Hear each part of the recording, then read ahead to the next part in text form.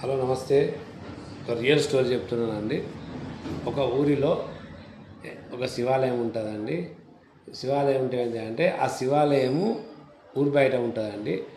అయితే పొద్దున ఉదయం 3 గంటల నుండి మధ్యాహ్నం 11 గంటల వరకే ఆడ పూజ జరుగుతుంది. టెంపుల్లో అయ్యగారు కూడా చెప్తారండి. ఏమంటారంటే ఇక్కడ 11 తర్వాత ఎవరున్నా కానీ ఇక్కడ దయ్యాలు తిరుగుతాయి, తర్వాత మీరే మంచిగా ఉండదు, ఎంతోమంది చనిపోయిందని చెప్తారండి.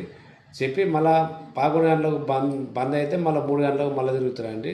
3 నుండి 6 దాకా. అయితే ఒకరు ఏమైందంటే ఒక ఒక ఆయన వెళ్ళిండట, పోయి దర్శనం చేసుకొని 11:10కి బయటకు వచ్చిండట అండి. బయటకు వచ్చి ఆ కాంపౌండ్ వాళ్ళు దాటి కొంచెం ఒక 10 అడుగులు వేయగానే పెద్ద తాడి చెట్టు ఎత్తు మనిషి కనబడ్డాడట. వెనుకకు తిరిగి చూడగానే అది పట్టుకొని మాయమైందట. ఈయన అక్కడే చనిపోయిందట అండి. కాబట్టి ఆ శివాలయం ఎట్లా అంటే యథార్థంగా ఉన్నది, కాకపోతే దాని చుట్టూ దయ్యాలు ఉంటాయి. అది అక్కడ అయ్యగారు కానీ ఎవరైనా అని చెప్తారట అండి.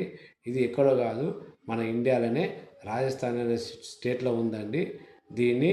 అయితే ఆ 11 గంటల నుండి 3 గంటల వరకు ఇట్లా దాని ముందుకెళ్ళి పోతే 3 కిలోమీటర్లు వస్తాయండి. అట్లా పోకుండా 7 కిలోమీటర్ల చుట్టూ తిరిగిపోతారు, కానీ ఆ రూట్ ఎవరు పోరండి. ఎవరైనా చూడాలనుకుంటే ఉదయం 3 గంటల నుంచి 10 గంటల వరకు అక్కడ ఉండాలి. అయ్యగారు కూడా ఆయన ఉండొద్దని చెప్తాడండి. ఇంతటితోటి ఇది సమాప్తం.